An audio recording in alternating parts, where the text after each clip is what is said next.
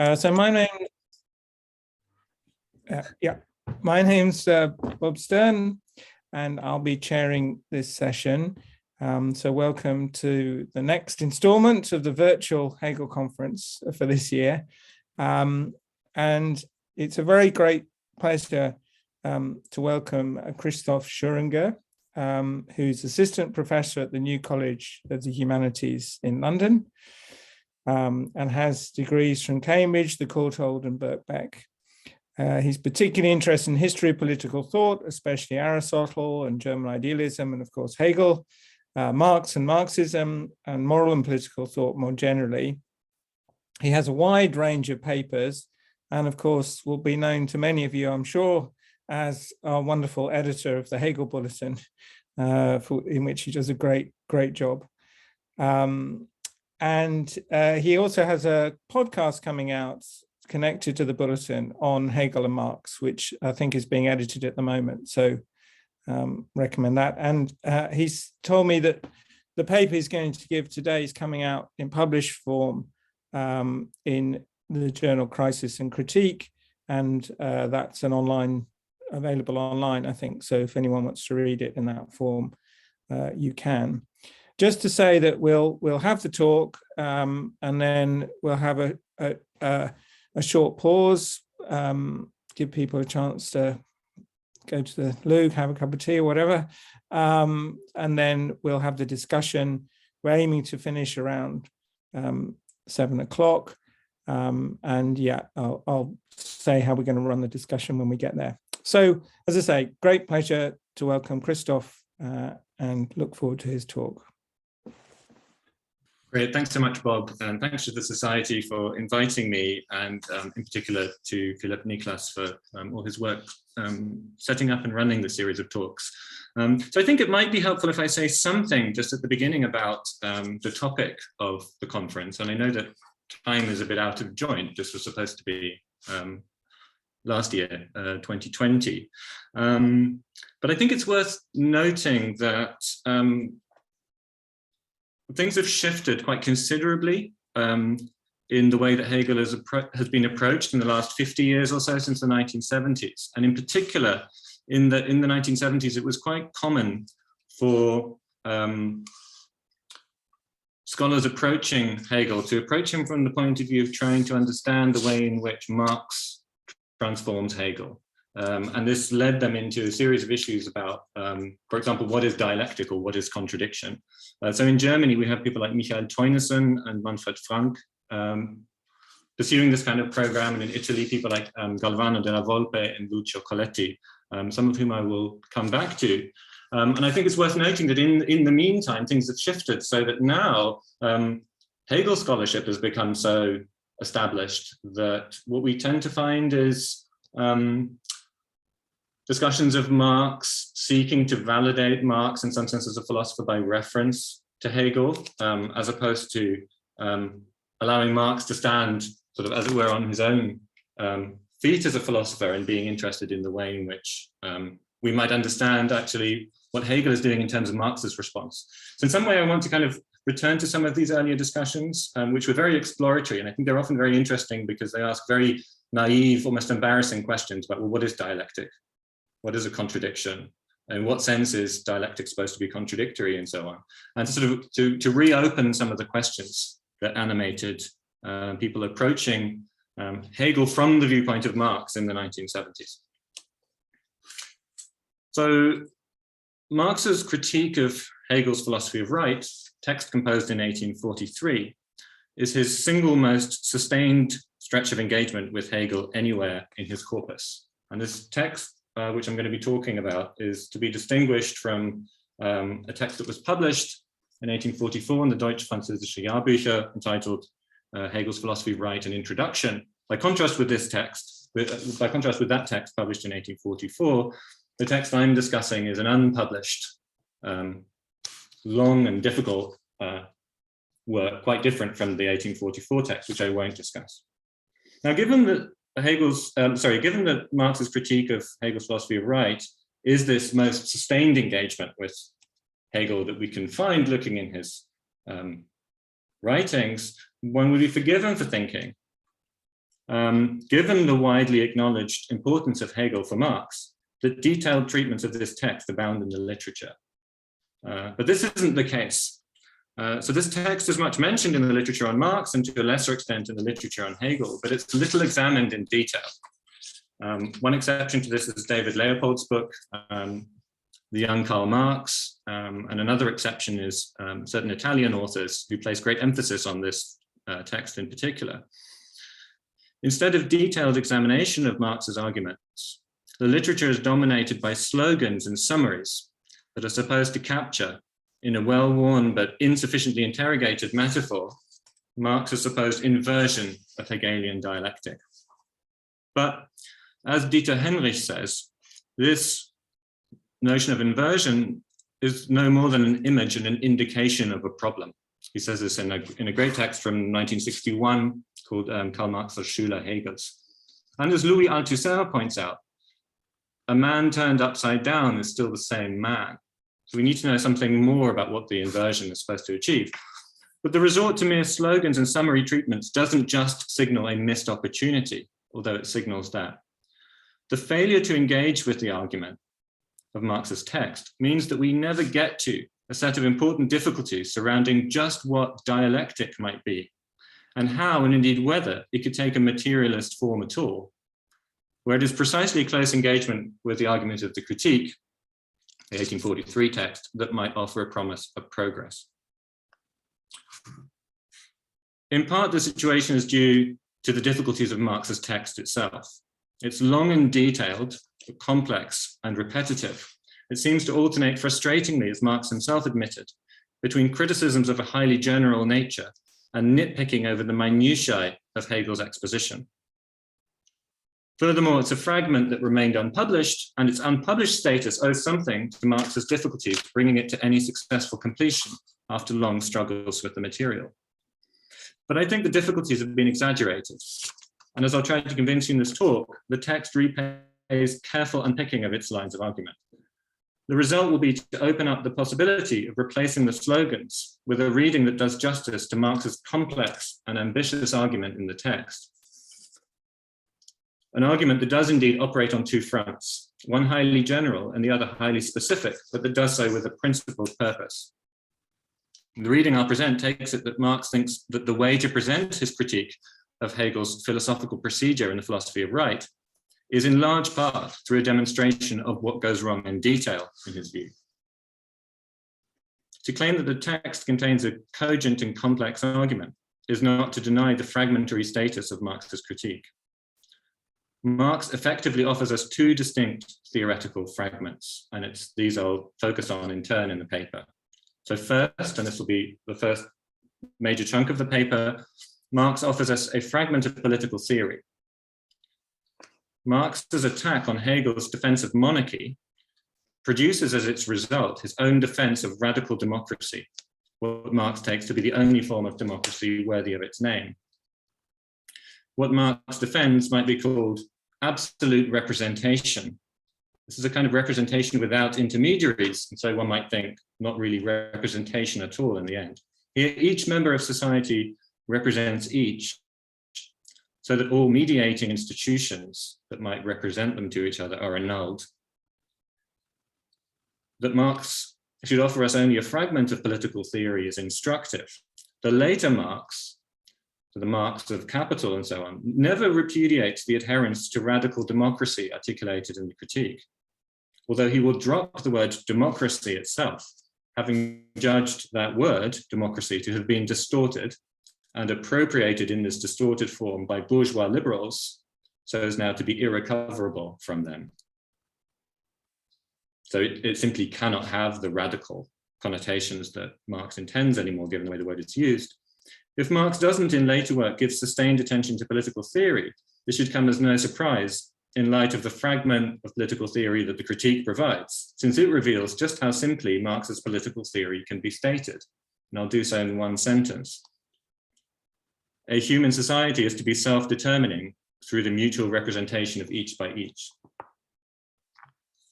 Marx's subsequent priority in his later work becomes the more focused task of a critique of the categories produced by capitalism that stand in the way of absolute representation. So now the second fragment. So secondly, Marx offers us a fragment of a critique of Hegel's logic, or equivalently, of Hegel's speculative philosophy, operative in the philosophy of right and throughout all of Hegel's texts. Now, this is a fragment in a literal sense. As Marx tells us at junctures in the text, the critique of Hegel's logic was a larger task to be elaborated elsewhere. Sadly, he never accomplishes this. But his critique of Hegel's logic, as offered here in the critique of Hegel's philosophy of right, is also fragmentary in an intellectual sense. It merely hints at the general direction of such a critique. And not surprisingly, the literature is as a result particularly unclear and indeed confused on the basic thrust of this critique. Sometimes commentators are content merely to state that in Marx, the Hegelian dialectic is inverted, as fits with the slogan that Marx turns Hegel the right way up. But the large question of how such a materialist dialectic could possibly work, given the immense difficulties of spelling out how Hegel's version itself is supposed to work, is then simply left aside. And at the same time, there is disagreement among those commentators who have approached the text with greater seriousness, such as Michael Teunissen and Dieter Henrich, as to whether Marx possessed a profound understanding of Hegel's logic, that's Teunissen's view, or fundamentally misunderstood it, that's Henrich's view. While it has to be remembered that Marx offers us only a fragment of a critique of Hegel's logic, it's nonetheless possible to discern the direction of this critique with some accuracy if close attention is paid to the argument of the text. As I'll try to substantiate in this talk, Marx's charge of mysticism against Hegel's logic, and thereby against the speculative philosophy as operative in the philosophy of right, doesn't consist merely of opposition to Hegel's idealism, however that might be conceived. Nor is the problem of mysticism limited to that of a priorism, that is determining reality without recourse to empirical input, or emanationism, the production of reality by the idea. Marx's critique of mysticism strikes more deeply, I'll argue, aiming to undercut the very intelligibility of Hegel's claim to be pursuing dialectic at all. Marx's fragment of a critique of Hegel's logic offers us the beginning of an attack on Hegel's dialectic as collapsing into Platonic diairesis, or division, and sharing the latter's defects, in particular, arbitrariness. This opens up many possibilities, among them the idea pursued by Galvano della Volpe that Marx might be offering to supplant Hegel's pseudo-dialectic with a genuine dialectic. I'll not try to determine that here, but whether or not della Volpe's proposal is right, what I'm trying to contribute here to an interpretation of Marx's text could be read as an injunction to reopen the questions that were posed by della Volpianismo. So now I'll say something about Hegel's doctrine of the state, and this is evidently not the place to attempt an outline of Hegel's philosophy of right as a whole, or even of the place of his doctrine of the state within it, but I'll draw attention to some salient features of the text for the purposes of an interpretation of Marx's critique.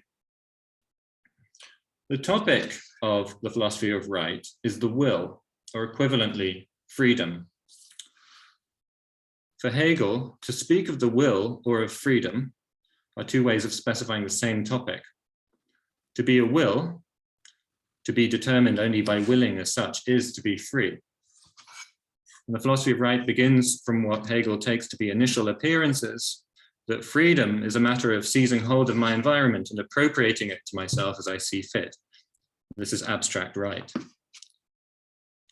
This conception of freedom is inadequate, according to Hegel, since abstract right presupposes morality, my being able to stand behind my actions as a subject who can claim and be in turn imputed responsibility for those actions.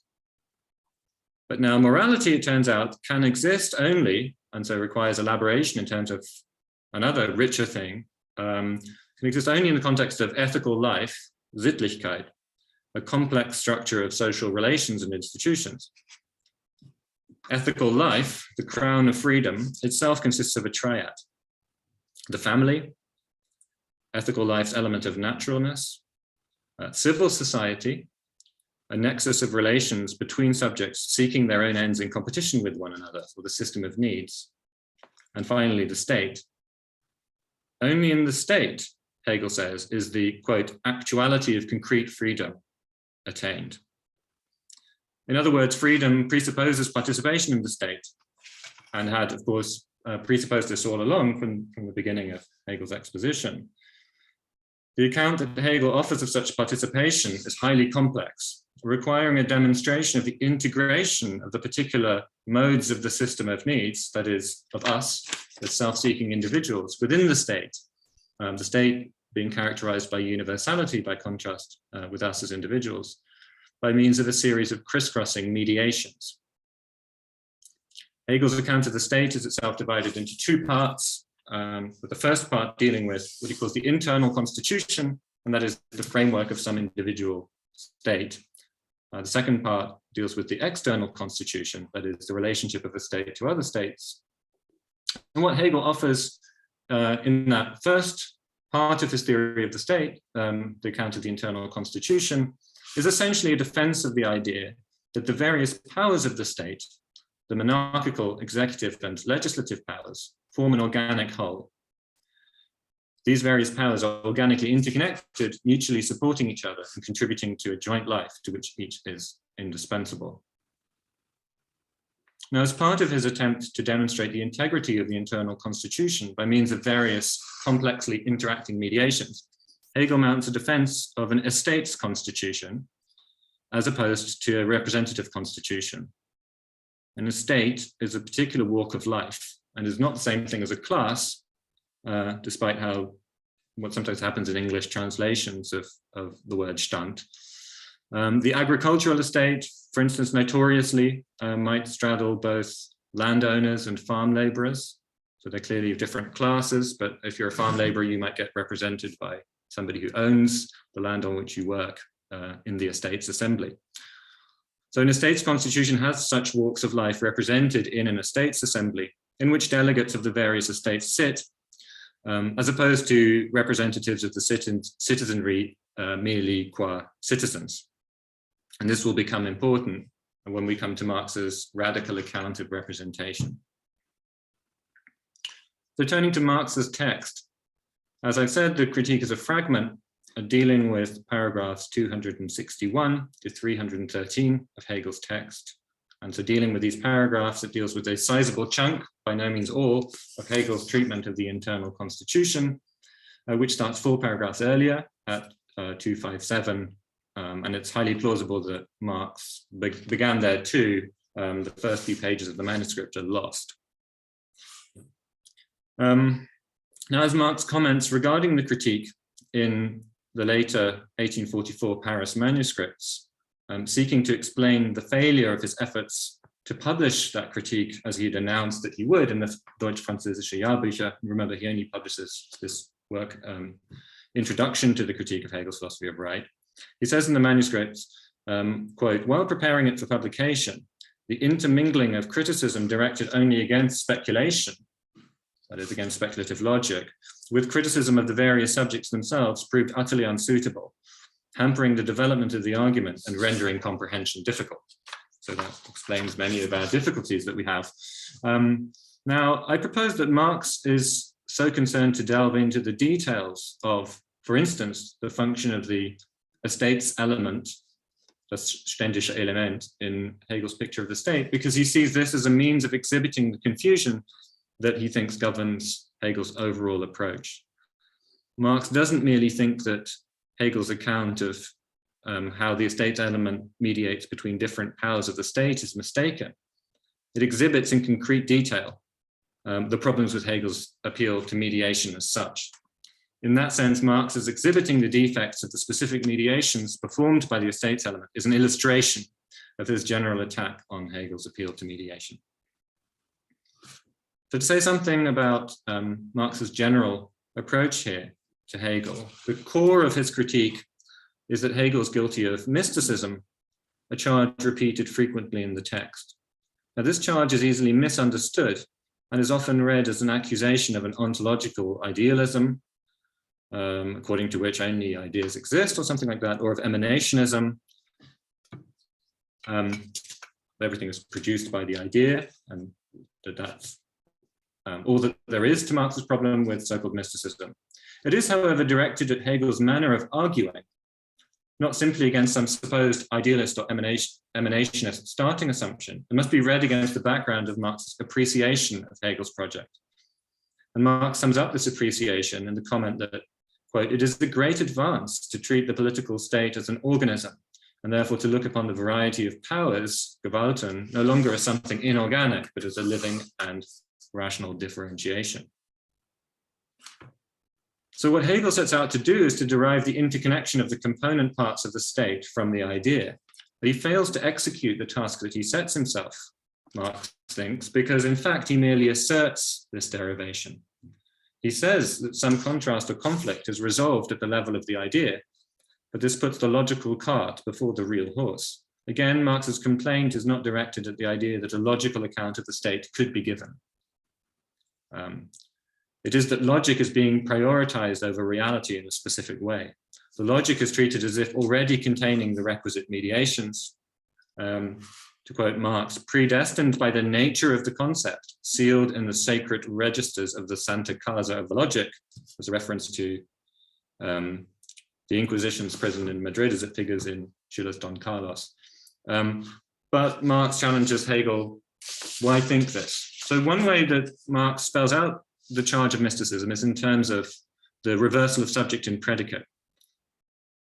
So this is an allusion to Feuerbachian criticism of Hegel with which Marx was familiar. The logical idea gets to be the subject instead of real human beings or other components of reality. This has the further effect of making reality seem like the mere appearance of what's really real, the idea. But Marx asks, how does logic get to be the real driving force? Note that Marx's complaint is not that Hegel falsely denies the ontological status of material beings, or that his logic illegitimately makes a priori claims about material beings. The issue is the mismatch between Hegel's rigorous logical ambitions and the way in which he merely asserts that some mediation explains empirical reality. That's what should make us suspicious. The trouble is not that Hegel wants to give us the logic of the state, but that his execution of this task fails to be what it says it is. Marx writes, the truly philosophical criticism of the present state constitution not only shows up contradictions as existing, it explains them, it comprehends their genesis, their necessity. It considers them in their specific significance. But this comprehending does not consist, as Hegel imagines, in recognizing the features of the logical concept everywhere, but in grasping the specific logic of the specific object. So it's important to note that Marx is, as I said before, appreciative of Hegel's project. He's appreciative of the idea that a philosophical exposition of the state should aim at exhibiting its organic unity. So in this sense, Marx's appreciation of Hegel is relatively straightforward. Less straightforward is his appreciation of Hegel's account as correctly describing empirical reality. So it's not as if Marx simply regards this as a virtue of Hegel's account, but he thinks that by describing empirical reality correctly, Hegel manages to show up its contradictions in such a way as to call into question his entire portrayal of the state as unified and rational. But these two ways in which Marx appreciates what Hegel's up to are connected. It's precisely Hegel's pursuit of an exposition of the state as organic and what goes wrong in his failure to carry out that project, as Marx sees it, that produces Hegel's unwittingly acute account of the contradictions of the modern state that Marx seeks to overcome. So I'll talk now about the first fragment, the fragment of political theory, Marx's account of radical democracy. Marx's critique of Hegel's defense of monarchy is an instance of these general criticisms, an instance with a distinct political upshot.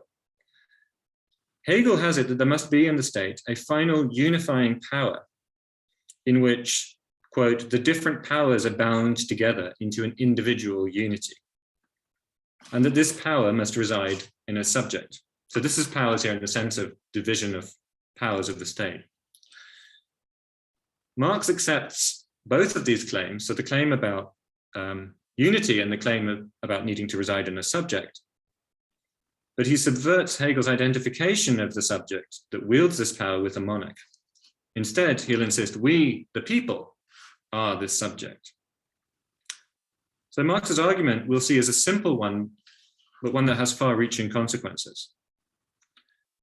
Hegel's claim that the return to an individual subject as the culmination or apex of the state marks the, quote, imminent development of a science, Marx thinks is unfounded. First, this is to return to an impoverished conception of subjectivity and freedom as arbitrary caprice, a conception of freedom that Hegel's supposed to reject.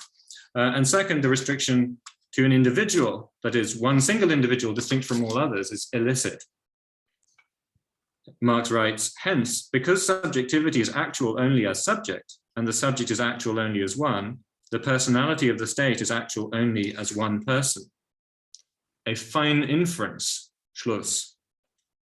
Hegel might as well have concluded that because the individual human being is a unit, the human species is only a single human being. On the contrary, according to Marx, quote, the person is only the actual idea of personality in its genus existence, in ihrem Gattungsdasein, as the persons, plural, free from restriction, something that he thinks Hegel ought to be enthusiastic about, given his conception of us as the Gattung in and for itself. So the moment of decision is placed by Hegel in the hands of the person, singular, restricted to the monarch. And importantly, this restriction is made not because Hegel refuses to recognize corporate persons, because he has some principled opposition to the idea of a corporate person. He indeed speaks of a moralische Person at Philosophy of Right 279 remark. Now, in a corporate person, according to Hegel, although such a person may be concrete in itself, konkret in sich, personality can figure only as an abstract moment. To Marx, this is absurd. Why wrench the moment of decision away from the concrete body of the people in order to lodge it in the hands of the monarch, who is the embodiment of an abstraction, monarchy, and an abstraction whose characteristic is subjective caprice? Hegel not only favors monarchy over democracy, he directly contests the notion of the sovereignty of the people. He says that this is a confused notion, quote, rooted in the wild idea, wüste Vorstellung of the people. But according to Marx, the boot is on the other foot. There is nothing wild in the idea of the people. The idea of the people is wild only on the supposition that society is ordered by means of monarchy, not by itself, which it would be if it were the people by which it is ordered. Hegel suggests that the people crumbles, quote, in the face of the developed idea, but Marx counters that monarchy will crumble in the face of a developed idea of democracy. The ultimate simplicity of Marx's argument comes to the fore when he states what democracy is, where Hegel conceives a democratic constitution as privative with respect to monarchy. Marx finds it to be evident that the reverse is true. Quoting Marx, democracy is the truth of monarchy. Monarchy is not the truth of democracy. Democracy, Marx even goes on to say, is the very genus constitution itself, die Verfassungsgattung. So if you want to know what the genus constitution is, democracy is that genus, while monarchy is merely one species of this genus and a defective one. Crucially, democracy, unlike monarchy, quote, can be understood through itself, aus sich selbst. For here, Marx says, the constitution appears as what it is, a free product of man. And since in it, quote, the formal principle is at the same time the material principle, only democracy is the true unity of the universal and the particular, unquote. So democracy had all along provided for the unity that Hegel's account of the state strains towards. If Marx is right that democracy is just the genus constitution understood through itself by the people, then Hegel's troubles in the section on the legislature about the revisability of the constitution are also helpfully dispensed with. The legislature, Hegel has to insist in line with standard accounts of the legislature, can only implement the constitution, not revise it. But Hegel has to admit that, after all, the constitution does get revised from time to time. There are different versions of the constitution that get issued, and he says, well, this happens only indirectly. But nonetheless, the constitution, although really it's only implementable, is in fact it turns out, revisable. Marx's democracy avoids this problem, since it is upfront that the constitution is the self-determination of the people. The constitution, therefore, is quite simply, it is therefore quite simply the people who determine what the constitution is. Now, this conception of democracy already brings with it the dissolution of the political state. That is, the state as an institution distinct from human society as such. And this sets it off, that is, this sets off this conception of democracy from both monarchy and republic, in both of which an internal bifurcation is generated in each human being into a political human being and an unpolitical human being, that is, the human being as private individual, one of the leading themes of Marx's On the Jewish Question. So far, Marx's argument has been quite straightforwardly made. But how, according to Marx, is the self-determination of the people to be effected? Marx returns to this question at the end of his lengthy and tortuous examination of Hegel's exposition of the legislature. In this section, Marx presents a complex and elaborate critique of the multiple ways in which Hegel resorts to various mediations in order to hold his picture of the state together. I'll offer a general discussion of Marx's underlying critique of Hegel's appeals to mediation in the next part of the paper, and I'll not attempt to enter into the detail of Marx's critique of how this functions in Hegel's section of the legislature, but suffice to say that a prime instance of such mediation is the role Hegel ascribes to the estates element, the part of the legislature in which the estates are represented. According to Hegel, one of the principal roles of the estates element, though by no means its only one, is to mediate between the universality of the state and the particularity of civil society as a collection of egoistic individuals. As Marx summarizes this, quote, in the estates, all the contradictions of the modern state organization coalesce. The estates are the mediators, Mittler, in all directions, because in all respects they are hybrids, Mitteldinger. Hegel, in his opposition to a representative constitution, in which the individuals who make up civil society are represented in the legislature by a system of one person, one vote, favors a constitution that incorporates estates. The estates, briefly put, can mediate civil society and the state due to an equivalence between a civil estate and a political estate.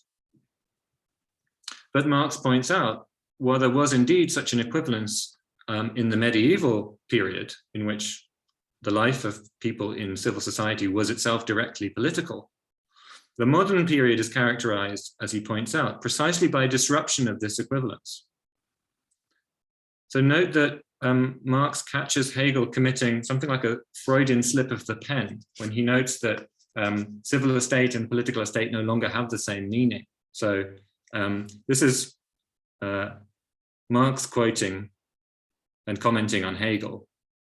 Language itself, says Hegel, expresses the identity of the estates of civil society with the estates in the political sense. A unity which, moreover, formerly prevailed in fact, so that's the Freudian slip of the pen that gives it away. Formerly, this unity prevailed in fact. It now prevails only in language. So Hegel admits that, in fact, the civil estate and the political estate aren't in modernity one. And so the identity of civil and political life cannot now be achieved in that way. And Marx thinks that instead the point is to radically rethink the very idea of political representation. So Hegel attempts to answer the question of representation, how representation is to take place, as if it were a numbers game. And he thinks that the numbers count against direct participation. So we must settle for representation by a limited number of representatives, but the numbers count against direct participation because there just isn't enough room in the assembly, right? So we'll have the limited number of representatives that the assembly allows. But Marx proposes not to think of this as a numbers game or a question of capacity, but he proposes to overcome the split between civil society and the state in a completely different way. and that is by actualizing civil society as the state. Quote, in this situation, the significance of the legislative power as a representative power completely disappears.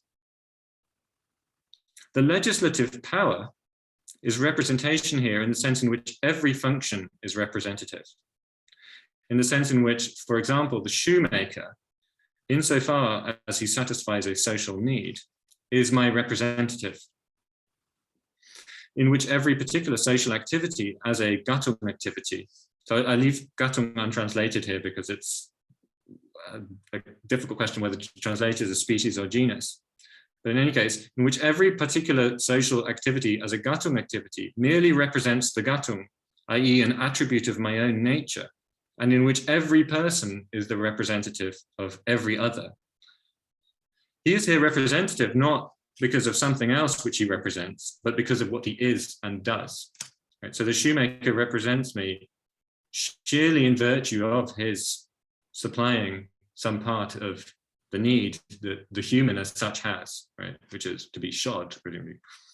The representation, unquote. So representation here is neither direct nor indirect. We might call this absolute representation. And although Marx is less clear on this, it would seem that absolute representation could be interpreted as implying electoral reform, but it would also seem that Marx wants to suggest that to achieve such electoral reform would be to overcome all institutions of voting, representation, and so on in any traditionally recognizable form, since civil society and state would be dissolved at once. What will result are, quote, elections unlimited both in respect of the franchise and right to be elected. So what this seems to mean is that the only meaning to be attached to election is now that of the implementation of absolute representation. So am I going to the shoemaker to have him supply that part of my need and so on? Okay, so now I want to come on to this more fundamental critique of Hegel's logic. So we've seen how Marx's critique of Hegel's defense of monarchy constitutes an argument for radical democracy.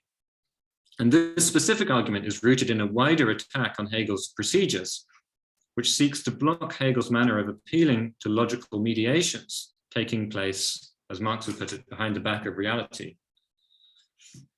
So I now want to consider this wider attack, even if what Marx provides us with on this score remains fragmentary and exploratory. Now, much discussion of the philosophy of right in Hegel scholarship has shied away from taking seriously the logical structure of that work.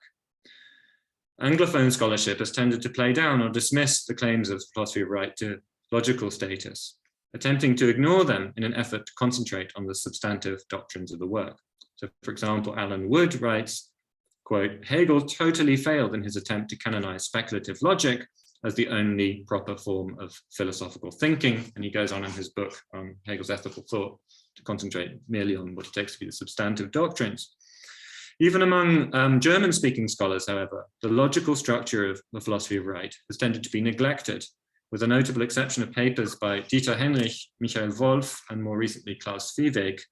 And someone I might mention now, who draws attention to this issue, is Arash Abazari in his book that came out last year, Hegel's Ontology of Power. Henrich's discussion is going to be particularly useful for my purposes. Henrich provides a lucid overview of Hegel's claim that the philosophy of right is structured as a set of interrelated syllogisms. And Henrich combines this helpful overview with an appreciation of the Platonic basis of Hegel's conception, and with a set of acerbic remarks about Marx's failure to appreciate what Hegel was doing. And this is useful to me since I want to exploit at once Henrich's perceptive remarks about the Platonic basis of Hegel's procedure. But in order to show that Marx, contrary to Henrich's aspersions, bases his critique precisely on his appreciation of what's problematic about this, so what's problematic about the Platonic basis of the procedure. And it's, of course, impossible here to give an overview, even of Hegel's basic aspirations into logic. But I can say that Hegel's logic is not concerned with formal logic, although a discussion of formal logic falls within its remit. It is intended to be an articulation of thought as such, an articulation in which logic and metaphysics will be exhibited as one. And one way to put this is that the logic as a whole is for Hegel the articulation of the idea. Now, the idea generates all difference, whose principle of unity it is. This unity is achieved through an activity performed by the idea, and it is this activity that must be conceived in terms of syllogism. Now, Hegel's striving for what Henrich calls a Vereinigungsphilosophie, or philosophy of unification, was, in his own mind, directly modeled on Plato's Timaeus, where Plato, as Henrich puts it, quote, had suggested an approach that also allowed the different moments as such to be conceptualized within a completed unity, one that could no longer be transcended in turn by any further postulated unity, and would thus prevent the monistic idea from falling back into something nearly indeterminate. And Henrich goes on, the kind of complete union that Plato, and it's implied following him, Hegel, had in mind, cannot be accomplished by a single syllogistic thought or synlogism.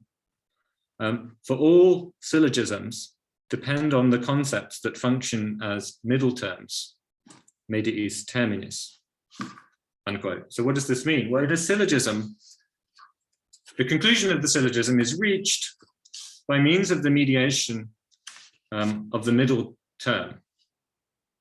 So unlike the other two terms that appear in the syllogism, the extremes, the middle term appears in both of the premises of the syllogism. Now we can see how it might be that Hegel aims to achieve the union that Henrich speaks of by moving through a series of syllogisms. So if we designate the three terms of the syllogism as A, B, and C, we can envisage a series of syllogisms in which the middle term shifts from one syllogism to the next in the following way. So we begin with A, B, and C as the terms of the syllogism. So here with B as the middle term, mediating between the extremes A and C. So we'll just think of the middle term as always being the middle one out of, for example, A, B, and C. And then move through a series of syllogisms as follows. The next in order will be B, C, A. We've shifted one step, making C now the middle term. And from there to C, A, B, A now is the middle term. And from there returning to A, B, C. Now, a further salient feature of Hegel's triad of syllogisms is that they involve the shifting of the moments of universality, particularity, and individuality. So instead of A, B, C, we get, so representing universality, particularity, and individuality by their initial letters, IPU, UIP, PUI. Now the order of this is different in the Encyclopedia of Logic from the Science of Logic, but that's a side issue. We get this shifting of the moments of individuality, particularity, and universality as we move through this threefold syllogism. So as Hegel writes in the Encyclopedia of Logic 198 remark, it is only through the nature of this concluding, Zusammenschließen, or through this triad of syllogisms with the same terms, that a whole is truly understood in its organization. And he continues with a remark about the application of this to the political sphere. He says, like the solar system, so in the practical sphere, for instance, the state is a system of three syllogisms. 1, the individual, the person, concludes himself through his particularity, the physical and spiritual needs, which when further developed on their own account give rise to civil society, with the universal, society, right, law, government. So here, this is the individual concluding himself or being mediated through particularity in the system of needs, civil society, universal, the state. 2, the will or the activity of the individuals is the mediating term that gives satisfaction to their needs in the context of society right, etc., and provides fulfillment and actualization to society right, etc. 3, but it is the universal state government right that is the substantial middle term. So we've now shifted to the state mediating between the other two. This is substantial middle term within which the individuals and their satisfaction have and preserve their full reality, mediation, and subsistence. Precisely because the mediation concludes each of these determinations with the other extreme, each of them concludes itself with itself in this way, or produces itself, and this production is its self-preservation. Now, Henrich thinks that, quote, because Marx never explicitly questions the status of causal analysis, so in other words, because Marx is committed to a certain conception of thought that Hegel sees beyond, he fails to understand that Hegel's, quote, syllogistic system of mediations is in play in his exposition of the state. But there is, reading the text, the critique of Hegel's philosophy of right, ample evidence throughout for something like 60 pages in the discussion of the legislature that Marx is not only aware of this, but gives sustained attention to it in his critique. So it seems that Henrich, despite his apt warnings in his 1961 paper against oversimplistic appropriation of the notion of inversion, and warning that it's really only an image that needs to be worked out, it seems that he falls foul of his own warning when he complains as follows about Marx, quote, a theory that was originally intended as a reversal of Hegel's position that would preserve the inner formal features of Hegel's own analyses thus ends up instead as a systematic distortion of the latter, unquote. So I fear that Henrich here is just wrong. Marx nowhere offers to reverse Hegel's position in a way that preserves the inner formal features of Hegel's exposition. He instead, for better or worse, questions the inner structure of Hegel's account on the basis of a principled opposition to Hegel's methodology. And this principled opposition springs precisely from a rejection of the Platonizing tendencies in Hegel that Henrich identifies in his very lucid account of Vereinigungsphilosophie. Now, in a lengthy passage, Marx relentlessly pokes fun at Hegel's mediations. And it might seem, and I think it has seemed to some people, that all he does is to satirize Hegel. So the interdependence of ABC, BCA, and CAB that is so crucial to Hegel's exposition gets this treatment, quote, as if a man were to step between two fighting men, and then again, one of the fighting men were to step between the mediator and the fighting man. But there is more to what Marx is doing here than satire. As he goes on to comment, quote, it is strange that Hegel, who reduces this absurdity of mediation to its abstract logical and therefore unadulterated, unshakable expression, describes it at the same time as the speculative mystery of logic, as the rational relationship, as the syllogism of reason, Vernunftschluss, unquote. So note that Marx doesn't attack mediation as such, and the Marx-Engels collected work unhelpfully mistranslates diese Absurdität as the absurdity instead of this absurdity. Marx doesn't simply rule the idea of mediation out of court, but questions the way Hegel anchors his mediations, whose absurdity he thinks is evident on the surface, in an unquestionable logical bedrock.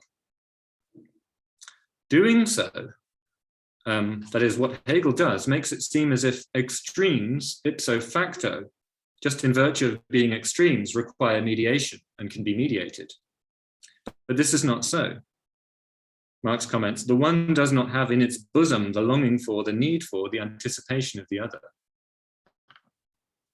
Marx does not deny that there can be such a thing as mediation of extremes, but his point is that real extremes exist. Now, real extremes, he says, cannot be mediated precisely because they are real extremes, nor do they require mediation, for they are opposed in essence. And that is not all. It is not just that Hegel disallows the possibility of real extremes by insisting that whatever pair of extremes you take, a mediation awaits, locked away in advance in the logic. The other side of the coin is, as Marx goes on, that, quote, Hegel treats universality and individuality, Einzelheit, the abstract elements of the syllogism, as actual opposites. And this Marx calls the basic dualism of his logic. So this enables us to get a better sense of what Marx means by accusing Hegel of inversion. Opposition is denied in reality, dissolved by the unity that logic provides. But it reappears, Marx says, as internal to that unificatory logic itself, by that logic treating universality and individuality as actual opposites. So the remedy for such inversion cannot clearly be a mere turning the right way up. So we can now, I think, start to see the depth of Marx's criticism of mysticism. It's not merely that Hegel inverts subject and predicate, or that he makes logic do the real work. It's the very conception of logic that's in play here that Marx wants to overturn. So Marx finds Hegel, despite his best efforts, remaining caught within a kind of Platonism. And this can be criticized on its own terms, as Marx does in his notebooks on Epicurean philosophy, where he writes, in expounding definite questions of morality, religion, or even natural philosophy, as in Timaeus, Plato sees that his negative interpretation of the absolute is not sufficient. Here it is not enough to sink everything in the one dark night in which, according to Hegel, all cows are black. At this point, Plato has recourse to the positive interpretation of the absolute, and its essential form, which has its basis in itself, is myth and allegory, unquote. So Marx is struck by Plato's recourse here to myth, something that Gilles Deleuze, in his discussion of Plato, is similarly struck by in Difference and Repetition. It is the notion that the source of the unification of difference is a unity that generates difference out of itself. So the fundamental idea of Vereinigungsphilosophie, that is itself a retreat into myth-making. Marx's reference to Hegel's critique of presumably Schelling in the preface to the Phenomenology of Spirit, the reference to the dark night in which all cows are black, is particularly pointed in being directed back at Hegel. Whatever Hegel's emphasis on negativity, ultimately he can be doing nothing better, Marx thinks, than the conjuring trick of generating difference out of an indeterminate absolute. But it's not just that this Platonism is questionable on its own terms. It blocks the road to the very thing Marx thinks Hegel wants. That is, Marx thinks it blocks the road to the very thing that, by all accounts, Hegel wants, a dialectic by means of syllogistic mediation. Hegel's dialectic, in spite of his best intentions, falls back into Platonic diairesis, or the method of division. So the problem with diairesis as a method, as Deleuze evocatively intimates and Della Volpe makes clear at length, is that it pretends to scientific rigor, but falls prey to charges of arbitrariness at the first hurdle. So consider what the method of division does, how it operates. So you take some highly general class, which we're now to divide. So an example in Plato's Sophist is we take those who are skilled in the art of persuasion, and we try to divide this genus in such a way that we get the sophists as opposed to the others, people like philosophers, for example. And from there, we continue to divide until we've narrowed down the sophist, and we can finish our hunt for the sophist, as it were, by having fixed on precisely what the sophist is. So we take some highly general class, we now divide that class into two. But by what principle is the division made?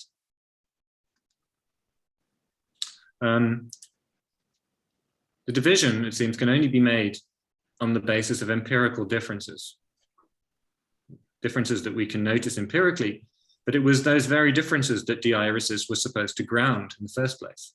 It was supposed to give an account of how there are these differences. So no principled articulation of difference can be achieved in this way. And there is something, I think, to Deleuze's pointed remark that in Plato's case, what we get in consequence is mere ranking, amphiphytesis, which is something like a Nietzschean rank ordering in terms of worth, in place of true opposition, antiphasis, so the opposition of one species to another as an articulation of the genus. So what would it be then to make good on Hegel's aspirations to a dialectic by means of syllogistic mediation? Such a dialectic cannot be an emanationism. It cannot be the idea generating difference out of itself, only to itself do the work of mediating difference, on pain of amounting to nothing more coherent than mythical diaeresis, division. It must allow for resistance and thereby for real extremes, or to put it another way, a difference that cannot be absorbed back into unity.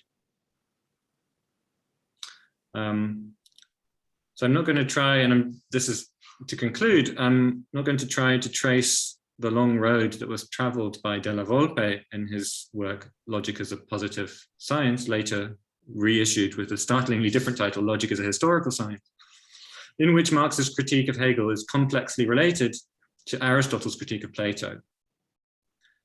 It may or may not be that Marx is able, as Della Volpe wants him to save the principle of non-contradiction in a superior form of dialectic to Hegel's, a dialectic in which mediation succeeds in playing the role that Hegel has in mind for it. But what should have become clear, I hope, is Marx's aspiration in this text, Critique of Hegel's Philosophy of Right, to provide the beginnings of a highly principled critique of Hegel's logic as it's operative in the philosophy of right and elsewhere. And I think it will be worthwhile to direct renewed attention to the complex of problems involved in this.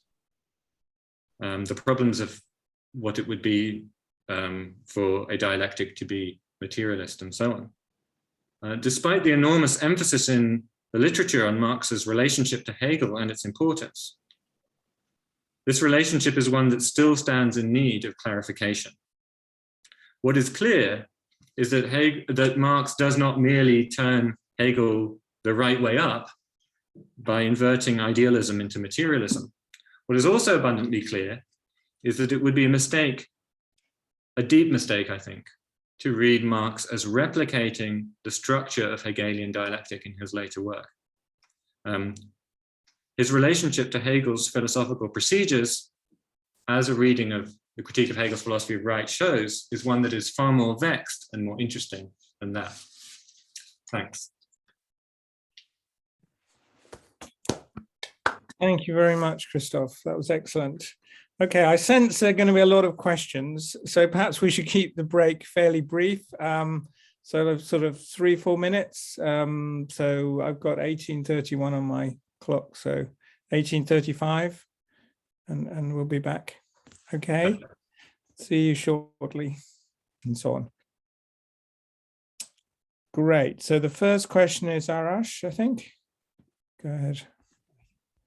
Thank you, Christoph, for your very interesting talk. I have a question about Marx's notion of radical democracy, and you said that that was a quote from Marx, that is a representation of each by each.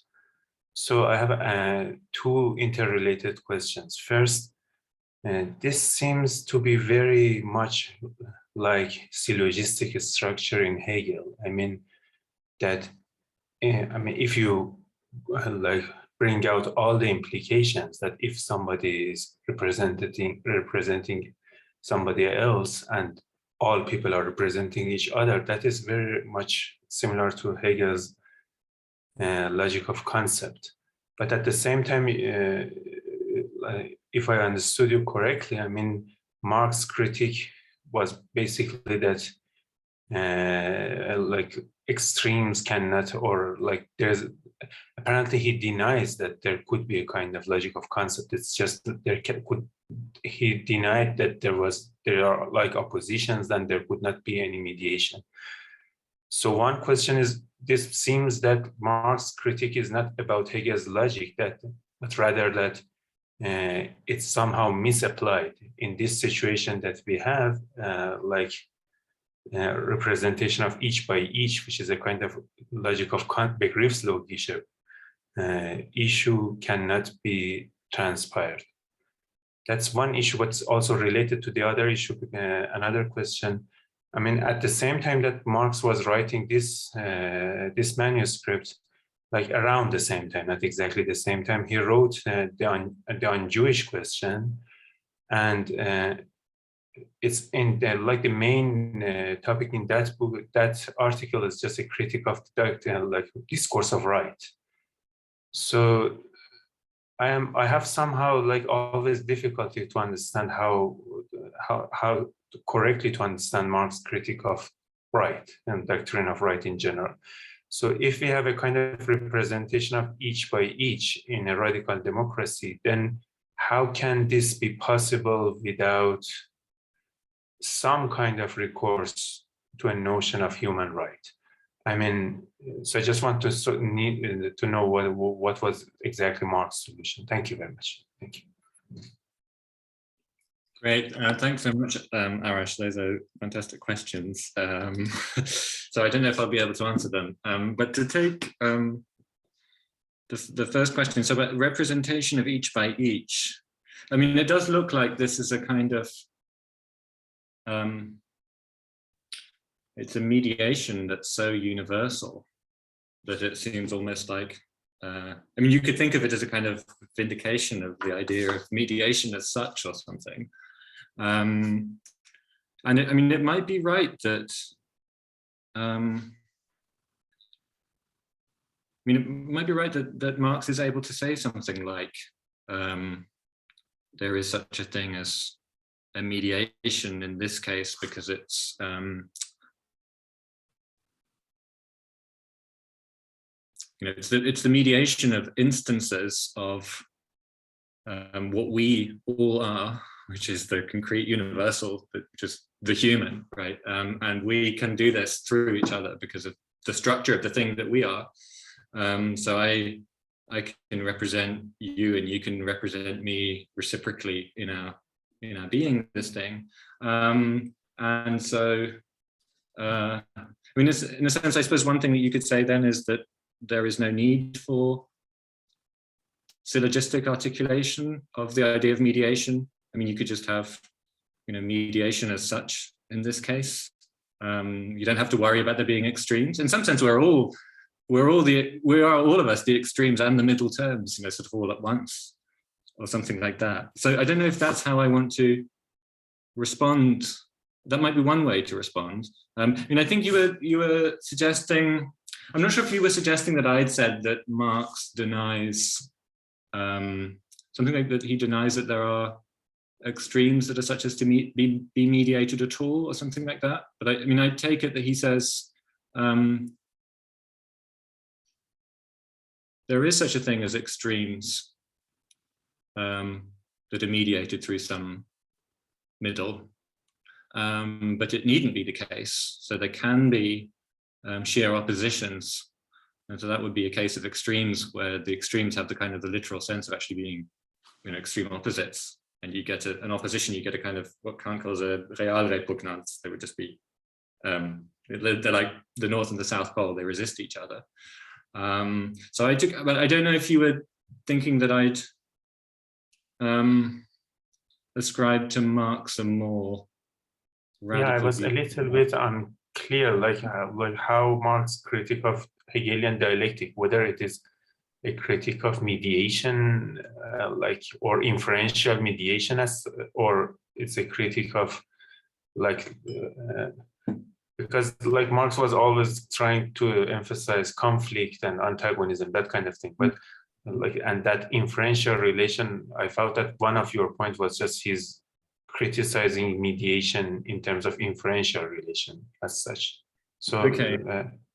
Yeah. So I'm mistaken. Thanks. But, well, I think, yeah, I mean, I read the text as not committing him to saying that to some kind of critique of mediation as such. I think some people have read it that way. But I would like to think that the point against Hegel is just that just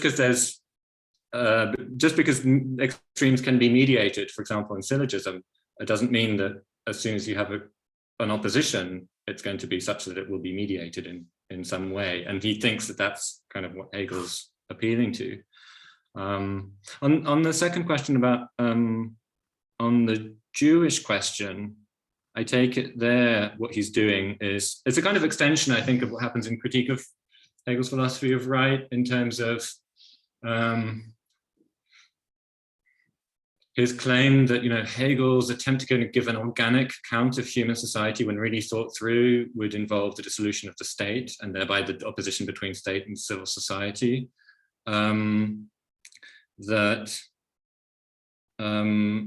What you end up with there is, I mean, the implied view, right? The sort of final paragraph of the first section where he talks about Gattungswesen. I think the implied view is kind of that we would be all for each other, through each other, right, as members of human society without the institution of the state.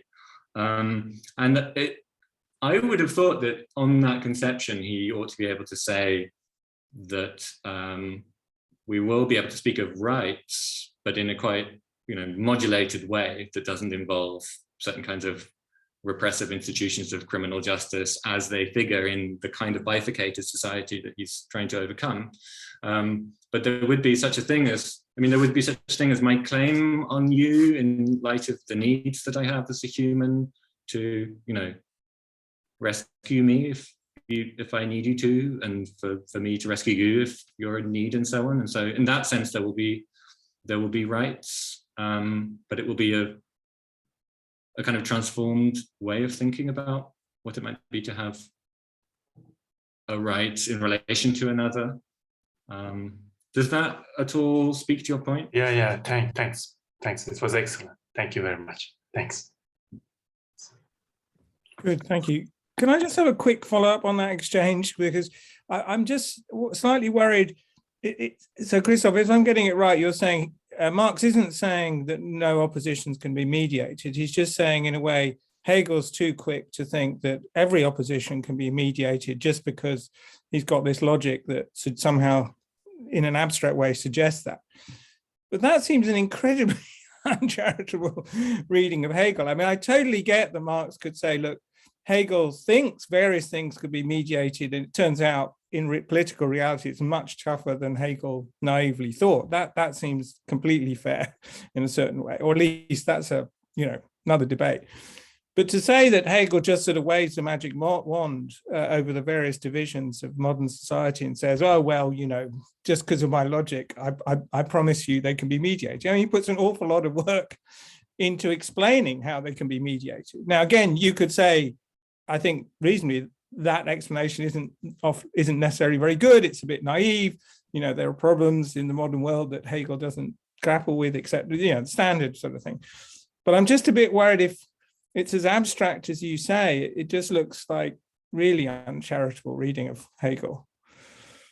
Yeah, so I mean, it might be that it sounds like you're more willing to go along with the kind of with the idea that some of the more specific criticisms might sort of hit home. So yeah. I mean, I'm pretty sympathetic. Well, yeah, I certainly think they are. Or they have a prima facie basis or something. Yeah, like that. They're very worth considering. Right. But you wanted to make it at a sort of more. You wanted to focus on the logic and the issues about the logic. But then I worry by doing that, you've made it seem, for just very uncharitable, because you ironically, you've lost the details in a certain way.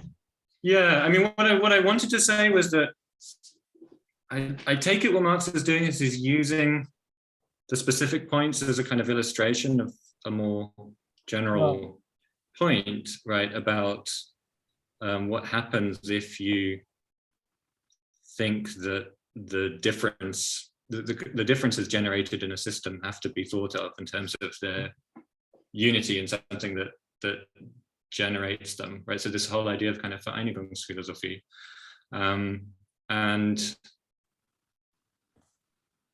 right. I suppose I'm reading it the other way around. What you're taking to be just illustrations of a deeper methodological failure. I'm reading the opposite, that they're rather telling perceptive observations of details that then he can generalize from a bit. But anyway, no, thanks, that's helpful.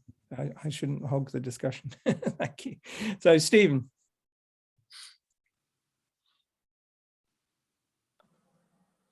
Yes, hi Christoph. Yes, thank you very much for that, which I very much enjoyed. I mean, I've just got a million questions, but let me ask a kind of two-part question, and the two parts are linked.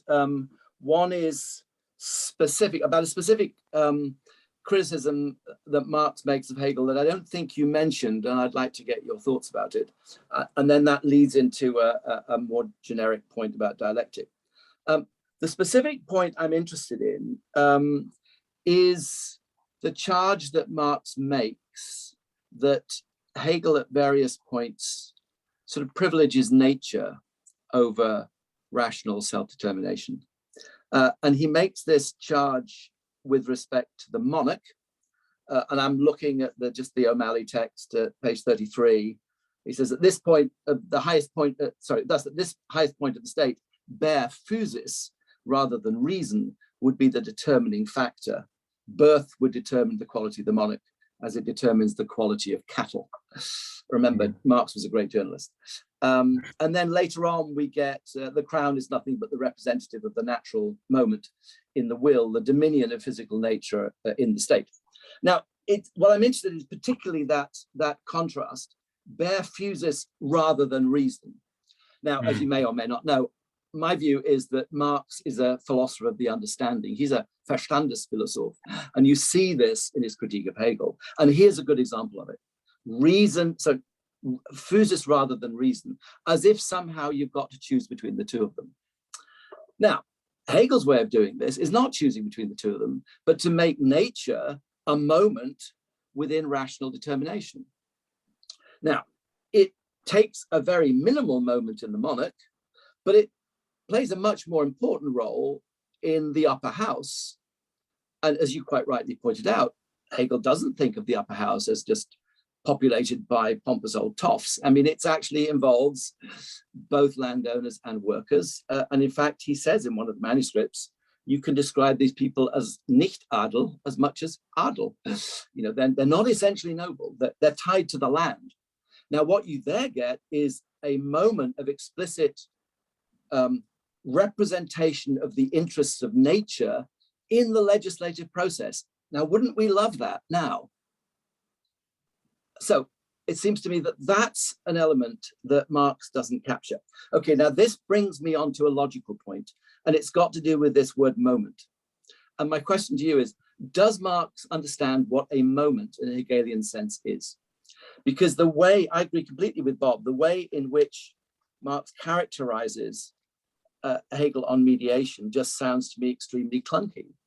In fact, the way that opposite moments are brought together is not just by sticking something in the middle that connects them, it's by turning them into moments of a unity in which they're no longer what they are when they're distinct. It seems to me that's part of what dialectic is. Dialectic's got the moment in which, or the aspect in which things turn into their opposites, which of course Marx does then inherit in his critique of capitalism, but then also this element of becoming a moment. Now, nature becomes a moment of reason, the civil becomes a moment of the political order, and etc. So now this is a genuine question to you. My suspicion is that Marx doesn't understand what a moment is, but I wanted to know if you think he does, because I think that's crucial to dialectic, and that in a sense, by focusing on mediation, one's kind of missing the point, and Henrich doesn't help here, because Hegel's dialectic is not governed by syllogistic mediation. Now that doesn't help you at all with the logic of quantity, for example, or with the logic of essence. So I don't know what Henrich's talking about particularly, but anyway. So could you say something, sorry, that's a long question, but could you say something, perhaps starting with the reason of nature, and then going into this idea of moment, because I think that's really an important thing for Hegel. But Yeah, I thought the talk was great, by the way. Really enjoyed it. Well, thanks. I wasn't sure how what your response would be, but it's great to have these questions. Yeah, so on the nature point, I mean, I take it, and they are great passages. I mean, there's a bit where he talks about, I think, the account of aristocracy being kind of the zoology as well. I think that's another footnote. So, I mean, the way I would read this is that Marx thinks that there's something odd about it. I think it's not that he doesn't recognize, and this connects to your second question actually, that for Hegel, what Hegel's trying to do is to integrate the natural as a moment within an organic whole and so on. And this is going to reappear at all sorts of points, right? In the Monarch, in all the other instances of primogeniture, right? This is a natural phenomenon. It's like, who are your parents and so on. And I think he appreciates that that's what Hegel's trying to do, but he's kind of cavilling with the way in which the cards fall in terms of where nature gets to play this kind of role, I think. So I think, when it comes to who should have the final say, what should be the ultimate moment of decision, I think what Marx is saying is that he would expect Hegel to appeal to reason at this point and not to appeal to something merely natural. And so I think Marx is very appreciative actually of the way in which Hegel's trying to integrate nature and spirit, and the way in which he's trying to produce this organic account. So I think it's that he's trying to argue with Hegel on his own terms, and in terms of the particular places where nature shows up, and he thinks that it oughtn't to show up in those places. And I think this is connected to the question about moment, because I think that, I mean, just to answer your question directly, I think that Marx is very aware and deeply understands what Hegel means by moment. And I think all of his critique is a kind of attempt to argue in this very principled way with Hegel. And the reason I think that is that in the doctoral dissertation on the difference between the Democratean and Epicurean philosophy of nature, I mean, what Marx presents there is basically a completely dialectical, in the Hegelian sense, account of Epicurean atomism, right, which results in the thesis that the atoms are self-conscious. It's this kind of extraordinary bravura display of Hegelian dialectic, already with certain kind of idiosyncratic, specifically Marxian things going on, and not sort of orthodoxly Hegelian. But I think he does appreciate this, and I think that, I mean, when you say that Marx is basically a Verstandesphilosoph, I guess this is also Henrich's point when he talks about Marx's reasoning being merely causal. I'm not quite sure what he means by that, but I think it's something like the idea that he doesn't really get speculative logic.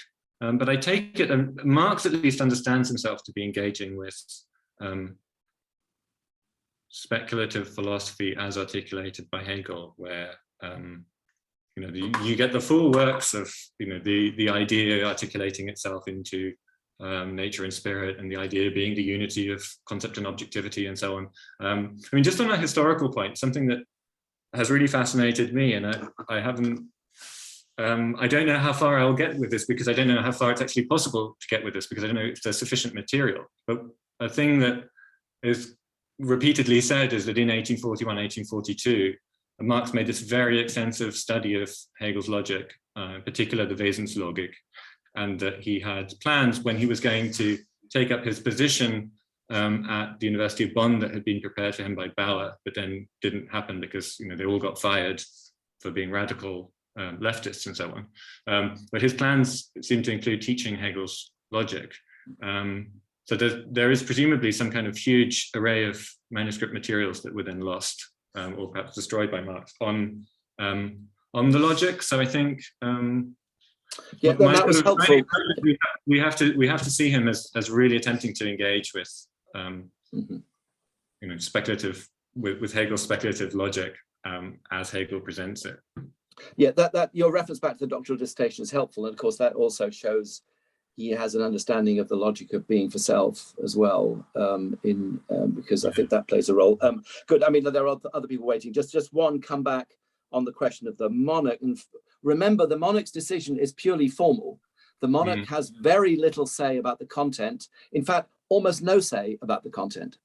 And so if you'd like to hand, so reason can't, in a sense, ground that because the decision is purely formal. And so it seems bizarre understanding Hegel's notion of what the monarch does to want to hand that over to the people. We want the people to be making purely formal decisions without regard to content. God, no, we don't. Right. That seems to be really odd. So, and I think that I appreciate that Marx pays very close attention to a lot of the details, but I don't think he always understands exactly what Hegel's getting at. And of course, to be fair, he didn't have access to a lot of the lectures that we now have access to. But anyway, it seems this, and this is related to the question of moments, because of course, one of the reasons why the monarch doesn't make the final decision is because the monarch is itself only a moment in the sovereign power. The monarch doesn't exhaust the sovereign power, but of course you've got the legislative moment and the executive moment in there too. And anyway, we could talk about this on another occasion, but thank you very much. Anyway, that was really good. I enjoyed it. Great. Well, we're close to 7, but Christoph has already said he's happy to continue. And so I said, given that we got a couple more questions, I think we should. But obviously, if anyone does need to leave and has made arrangements, feel free to just drop out. But the rest of us can carry on. So Viren is next, I think. Thank you very much. I really enjoyed this. This was very well done. And I thought I want to sort of try to situate your reading of Marx and Hegel in a broader kind of shift in the literature that you yourself were sort of talking about. And I found very illuminating. You're going back to the 1970s and sort of trying to think of how we got to where we are now. And I think that if I could sort of situate you in this way, I think there are 2 major themes in your talk, and they all go back to the 70s and how they changed. So one is the whole problem of Marxist theory of the state, right? And Marxist theory of political democracy. And the other, I think, is the problem of the logic or the problem of dialectics. And of course, and this I think Stephen was getting at with the whole problem of moments. And what I wanted to sort of press you on is how things change after you're bringing in this new text and also developing this new critique. So let me specify what I'm talking about here. So as you said, in the 70s, the way we were looking at Hegel was often through Marx. And we were almost trying to say, well, how do we get this? And now you've almost said that things have turned. Right, we're going to, and we've got to ask, well, why did things turn? There were 2 things that we thought that I think a lot of Marxists have found sort of lacking in Marx, and one is the theory of the state. So when you come to your idea of democracy, for example, in Marx, one of the things that Marxists have often struggled to sort of figure out is how does that look? What are the mediations that make something like democracy possible? Because if you look at the reinterpretations of the philosophy of right that have emerged in recent years, very few of the people are saying, oh yeah, we want to go back to the monarch. That's not usually the way. What they're trying to say is, okay, let's assume that we can change Hegel here, but what is Hegel really seeing? He's seen that there are conditions for the possibility of something like self-governance or anything like that, right? And so then you get into what those are and so on. So that would be one. Now the other is the problem of normativity, right? Which is again connected to things like logic, and I think you're getting at that with Gattungswesen or Gattung, right? I mean, because there's a sense in which that's doing the normative work, and this is why I think there's such a huge interest in recent years in things like Hegel's concept of life, which previously, was not as big of a topic, right? So I was wondering, but I thought that the way you were going is going in another direction, because what you are sort of saying is, okay, maybe that's not the way. What we've got to do is go back to the critique of the dialectic itself. So it's not that we need to supplement Marx with this Hegel, because he's already seen the problem. But then the thing we have to really get into is what you were talking about is dialectic, and that is diaresis, right? Because when you get to diaresis, that's the thing that didn't seem that Hegelian to me, and it's, I guess, because it sounded like it was, and this is probably because of my lack of understanding of Plato, but I think it sounded like, okay, you're starting with this abstract concept, and then you're sort of just, dividing or something, the emanation and so on. But recent Hegel scholarship has been so critical of that reading of Hegel. And so I was wondering that we need a little more to get back to that, right? Because even a cursory reading of the science of logic doesn't seem like it's just a splitting, like being doesn't split, but there's actually a logical kind of movement here. And I'm sorry, I'm going on too long here, but one last point with respect to the moments is the place that moments really comes into Marx is in Marx's scholarship is in the reading of Capital, right? That's where, Vowel form or commodity form is a moment of Capital, right? So that's where Hegel. So what happened with the Marxists is they sucked almost all of Hegel into the reading of Capital, and the rest of the stuff is now slowly catching up. So I just some comments, yeah. No, that's great. I mean, you really summarized. That was some really helpful summary of kind of where I'm going. So I agree. The bits about reversing the direction and so on, I really agree. That's what I'm trying to do. So now to your questions about whether this is, how this works, whether it's a good idea, and how to account for, or how to kind of give the work on Hegel that there's been, say, on the concept of life, its due, because it's that's clearly something that I have to answer. I mean, on Marx's theory of the state, I would say, I mean, the way I'm presenting what's happening in the critique of Hegel's philosophy of right, I mean, Marx's theory of the state is that the state is to be dissolved, right? So it's a basically anarchist, it's a kind of anarcho-communism. And then there are obviously questions about Marx, to what extent he sustains that. I think he probably sustains that view right to the end, actually. So then your question is, well, what about, the way in which Hegel gives us a kind of picture of a state that would be that exhibits the conditions for its possibility through these complex mediations and so on. And I think there, I mean, the principled Marxian answer is just that, well, I mean, as I was saying to Arash right at the beginning, right, I thought it was really helpful when he related the question of mediation to the question of this kind of what I called absolute representation, what I have with the shoemaker and so on.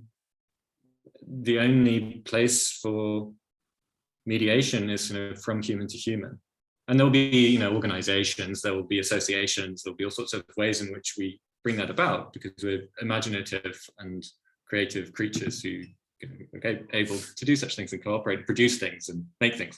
But the question of the theory of the state ought really to evaporate, I think. So, and then in relation to the normativity, I mean, I'm suspicious of the term itself, even normativity, because we're supposed to raise this question about ourselves. Well, how can it be that we're supposedly told by the Gattung, like we're supposed to be told by our nature, what we're supposed to do or something, or our nature is supposed to somehow constitute us in such a way that we're bound by certain kinds of norms and so on. But I take it that Marx thinks it's just perfectly obvious. It's a feature of our self-conscious nature as rational beings that we take ourselves to be, in some sense. I mean, our lives are not just connected, but they're through each other. I live only through the others that are together, the Gattung. And we're not just, the Gattung isn't like some collection of things. The Gattung is that which we are. It's a concrete universal. So I don't know how satisfying that is, because obviously, there are all sorts of questions that can be asked about Marx in terms of the concept of normativity, and then how would we spell it out? In terms of diairesis, what you said seemed to me exactly right, that this is not Hegelian dialectic and could not be. But I take it, what I'm reading Marx as saying is that what we ought to have is dialectic, and dialectic would be a kind of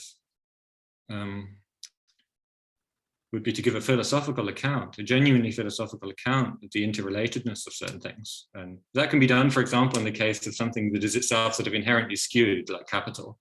And in capital we see a certain kind of dialectical procedure happening. But what I take Marx to be saying is that Hegel absolutely takes himself to be doing dialectic and not diairesis, but that given the way that Hegel goes about it, it can't but fall apart into and end up being diairesis, because of the way in which it isn't, in one place he says it isn't the logic of the specific object, it's just sort of logic as such, but such a thing can't exist. There can't be, the idea generating generating difference out of itself and then sustaining that difference through its own unity. Right? There can't be any such thing. That must fall apart into merely method of division. So one thing that there's a quote which I didn't mention, but in the critique somewhere he says, the problem with Hegel is that he's just not philosophical enough. That's to say, he's not principled enough. So the issue isn't, this guy's trying to use logic, to exhibit the structure of the state. The problem is that we don't get the interrelatedness of the things as they really are, because the conception of logic is too Platonistic, for want of a better word. It's trying to do this thing of generating everything out of itself in a way that's unachievable, even by its own lights. Christoph, could I? Well, if this is all right, Viren, could I ask about that? So, as an example of the diairesis problem, it seems to me the way it actually is how you set it up yourself. The way I read the structure of philosophy of right, it's generated by the account of the will in the introduction, and so a lot depends on whether you think that suffers some diairesis, and it seems to me it doesn't. It is a really dialectical account of the structure of the will. Then there's then there's a question of, as it were, does the political structures that then follow map and in various ways the tensions and unities and so on that Hegel sets up in that first move. Now again, I totally sympathetic to the idea that in its details it doesn't in various ways, and those tensions and so on are not overcome, etc., etc. But would you accept the first move at least? Because it seems to me if you do, then Hegel's at least in the game. Yeah. It could be, when Marx insists, on the logic of the specific object, it could be that the logic of the specific object, the will, is precisely the one that Hegel gives. So he could allow that. So it can't be that it's just, on principle that the philosophy of right go wrong. Yeah, but he gives an account of the structure of the will that generates these various issues that then the state is needed, or the political framework is then needed to resolve. And I think if Marx allows that, then, well, he's given Hegel quite a lot of room to maneuver, at least. Yeah. Then the specific criticisms, much more weight rests on the specific criticisms then. Yeah, I agree.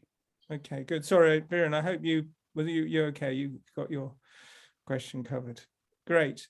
So Matthew's next, and then Andrew, and then maybe we better call it a day. So Matthew. Hi. Thanks for the talk. I learned a lot. And you kind of already touched on this question that I want to ask already, but I just wanted to ask it again because I'm still struggling with it, which is just this relationship between logic and politics. I mean, you seem to want to say, I think quite clear, I mean, tell me if I'm wrong, that Marx is not rejecting the idea in general that you can approach politics or the social world from a kind of speculative logic standpoint. So the issue is not that there can be like that, for instance, you know, Hegel thinks there's a logic of the social world, but there just isn't.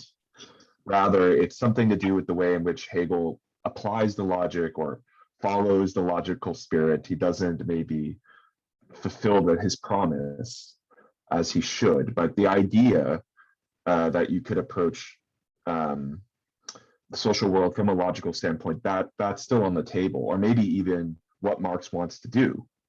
And I guess, you know, just as, you know, a naive reading of the manuscript, at least for me, I just kind of don't, it does kind of seem to me that Marx is saying that the problem has to do with the logical approach in general. And I just wanted to hear you maybe restate exactly why you think, you know, with the naive reading where Marx is just rejecting logic altogether when it comes to politics or the social world, why that's wrong.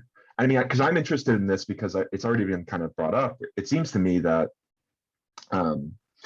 Marx does kind of want to take a logical approach in some sense in Capital. I mean, especially in the analysis of the value form of the commodity, in which he actually makes a reference to the determinations of reflection, you know, kind of a clear reference to the essence logic. So there, it seems like he does want to say, at least with the value form, there is a logical component. But I don't know. So, I mean, part of the question here too is like about the continuity between this manuscript and Capital. But yeah, I just want to hear you maybe flesh out it once again, this how logic is supposed to be okay for Marx in the manuscript, where, you know, a naive reader might say, I don't see that. So thank you again. Thanks. Yeah, I mean, I think that is a difficult question. I mean, it's difficult to get it precisely into focus, I think, what Marx is trying to do, but I can try and sort of state what I think his point is. I mean, one thing to say is that he, I think he does attack the idea of speculative logic as it's laid out by Hegel. He wants to oppose this in some sense with what he calls the logic of the actual object and so on. So he thinks that there's some other way to do logic than the way in which Hegel is doing it, and he wants to do that thing. Now, I take it that the points about you know, resorting to logic where we ought to be doing something else, right? Where it looks like that in the text, like, oh, well, Hegel's just appealing to logic. You know, he just sort of pulls in the logic like kind of Deus ex machina or something. I take it there the point is supposed to be that it's fine to exhibit the logical interrelations of things, but it's not fine if the idea is that there's some particular set of mediations or some particular set of transitions that are just somehow, you know, as he puts it, locked away in the Santa Casa of the logic. It's not that you're appealing to logic that's the problem, it's that how do you know that you're onto the transition that's really the one that's in play here? So, I mean, he in the Paris manuscripts, he talks more about this, and he sort of he emphasizes the way in which, you know, it's always the same transitions. Like there's a certain kind of pattern in Hegel. So you get the same sort of transition from nature to spirit as you do within the logic, and you get, you know, all these things are endlessly replicated. And I think so. He's suspicious of that because he thinks that it's a kind of, despite everything that it says about itself, it's a kind of thereby a ready-made logic. I mean, as for Capital, I take it that he thinks, and this isn't something I've got onto, but I have it in my sights to get to this at some point. I mean, I take it that, as you said, I mean, it's the essence logic that's the thing that's really sort of being deployed here in a particular kind of, I think, modulated way, because it's because of the way he's able to deploy it to exploit the way in which the appearances of things and the substrate below them can produce a kind of inverted reality, which is the reality that we live through under capitalism and so on. So I take it, and as Marx says, right, in the postface to the second edition of Volume 1, he says in 1873, he talks about the great master Hegel. Everyone knows this passage. It's very clear that he's kind of self-consciously, in some way, utilizing a kind of essence logic there. But I take it that he must think that it's not being used in a way that relies on the kind of foundations with which Hegel provides it. I guess that's not much of an answer, but those are just some things that I would say on those kind of, I think, difficult issues. Does that help at all? Good. So I think the last question goes to Andrew. Thank you. I just wanted to ask about your comment that Marx's view is that the state is to be dissolved, which I think is clearly his view in On the Jewish Question, which was composed shortly after the critique of Hegel's Doctrine of the State, and looks as if it's his view by the time we get to the end of the critique of Hegel's Doctrine of the State. We seem to have a kind of Aufhebung of both civil society and the state, and the abolition in the kind of straightforward sense of abolition of the abstract political state. But earlier on, the contrast with Hegel seems to be not so much that Hegel is defending an abstract political state that needs to be dissolved, but rather this complaint about the inversion of logic and reality.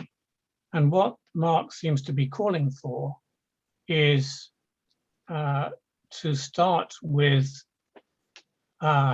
human-mindedness and to develop the determinations of the state from there. At one point he says, not so much the matter of logic, but the logic of the matter is what should be used in doing this. So he talks about the actual spirit being taken as a starting point, and then the various parts of the state would be its modes of self-actualization.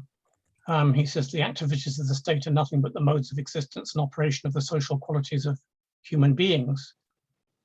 So it looks as if there's a kind of anticipation there of the idea of humans as species beings, but with the implication that the proper way for humans to actualize themselves as species beings is through participating in the institutions of the state. So at least at this early point in the manuscript, there doesn't seem to be an anarchism, but rather a call for an understanding of the state as arising from human spirit or human-mindedness, using a kind of logic which is rising from the concrete to the abstract, as opposed to starting in pure abstract determinations. So I just wonder what your thought is about how he got from that position, which is not far from his 1842 view, I think, about his 1842 Hegelianism, to this repudiation of the abstract political state, which he ends up with at the end of the manuscript. Yeah, that's a great question. I mean, I've struggled with various things related to this. I mean, one is that he sometimes talks about the political state specifically, and sometimes he talks about the state, and it's not totally clear that when he says the state on its own, he means the same thing as he means when he says political state, which by the end of the text you'd expect would have to be the case because of the impetus to dissolve the state entirely. I mean, one thing that has occurred to me about the earlier portions of the text is that it might be that what he's doing is, taking Hegel at his word in terms of attempting to provide specifically an organic account of the state as the integration of itself with civil society, but also the mediation of all the various institutions that go to make it up, and so on. And he's, for this, in some sense, for the sake of argument, he's following the train of thought and then telling us what Hegel ought to be saying about the state, and that sort of later on in the text we then come to see that actually the very idea of trying to give an organic account of the state will in the end be the idea of giving an organic account of human society as such. But no, I'm going to say I hold myself back from saying that kind of thing because, and I don't know if these were the texts you were alluding to, but in 1842, in the so-called journalistic writings, some of which are really kind of philosophical essays, there it seems like he is much closer to the idea of a critique of Hegel's account of the state as not living up to its own aspirations, but nonetheless the thing that we ought to be going for, and that there's the idea of a kind of institution of the state of which an organic account ought to be given. So then the question, I suppose, is there a transition between those journalistic writings and this text critique of Hegel's philosophy of right, which we don't know exactly when he begins to write that, or whether it's within the text itself. And I suppose I'm thinking now, actually answering your question, that it perhaps doesn't matter so much at precisely what point it happens, but there is a shift that happens at some point, 1842-43, right, from giving the proper account of the state to, it does seem to me, quite clearly by the end of the manuscript, we're already in kind of Jewish question territory about dissolving the whole thing. So I don't know if that answers your, the intellectual point. I turned it a bit into a question about texts, but. No, it was a question about text. No, thank you. Yeah, I do think that, just coming back very quickly, I do think that there's a lot going back to looking again at the 1843 manuscript. The earlier parts of it do seem to have a lot in common with those passages, more philosophical passages in 1842, where he says things like, the more recent philosophy looks at the state as a great organism in which legal, moral, and political freedom must be realized. And in which the individual citizen, in obeying the laws of the state, only obeys the natural laws of his own reason. I mean, that just seems very much of a piece with some of the things that he's saying earlier in the manuscript. So I'm inclined to take the route that there must have been some transition while he was writing it. But, yeah, no, that's interesting. I mean, I was going to mention as a kind of flippant comment, which I didn't make in the talk, that people say that the critique was written on Marx's honeymoon, but it's much too long, and we know that he took months and months and months to write this thing, and his honeymoon didn't go on for months. So, it's quite a long period, and there's a bit in the paper actually which I missed out, which is more philological about the whole sort of gestation history, because we know that he produced several attempts at this kind of material, and that the 1843 text that we have is only kind of the final version, even though it's itself unfinished, right? It's kind of tip of the iceberg of all these materials. So, it makes sense that there's a kind of sort of ongoing transition, as there kind of almost always is in Marx, where he's working through ideas, and we sort of see them in motion. So perhaps even within the text itself. Good. Thank you very much, Christoph. So let's thank Christoph very much for a wonderful paper and a really excellent discussion. Thank you. Thank you, everyone. That's great. And just before we all disappear, to remind you that there's another talk in this series next week on Monday, the 29th of November, 5:30, Suzanne Letov, Kinship, Race and Reproduction, Hegel's Articulation of Genealogy. So hope to see you there. And thanks again, Christoph, for a great session. Good. Thank you. See you again. Thanks a lot, Christoph. Yeah, pretty great.